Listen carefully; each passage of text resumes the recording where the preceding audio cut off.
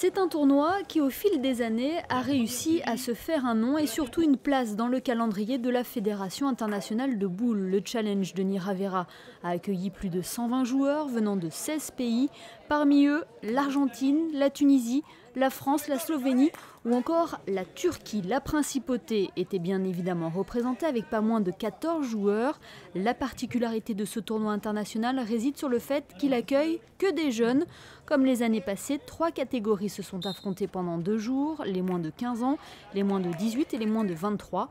Au programme de cette compétition, 3 épreuves, le tir de précision, le double et le relais. Cette dernière épreuve est d'ailleurs, comme vous pouvez le voir, très physique. C'est une épreuve qui allie les deux qualités principales, donc en effet l'endurance, donc il faut une préparation physique très spécifique. On est dans le cadre d'une préparation d'un 1500 mètres dans le cadre de l'athlétisme. Et ensuite, donc, il faut allier l'adresse. Donc d'où la difficulté d'être à la fois endurant et précis. Et les moins de 15 ans termineront deuxième de cette épreuve. Monaco aura une nouvelle fois brillé lors de cette 7e édition en montrant une belle qualité de jeu.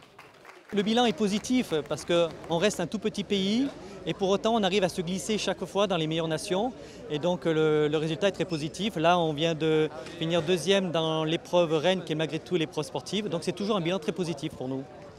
Et dans quelques jours, ces jeunes joueurs prometteurs partiront pour l'Italie pour participer au championnat du monde jeune à Chieri, près de Turin.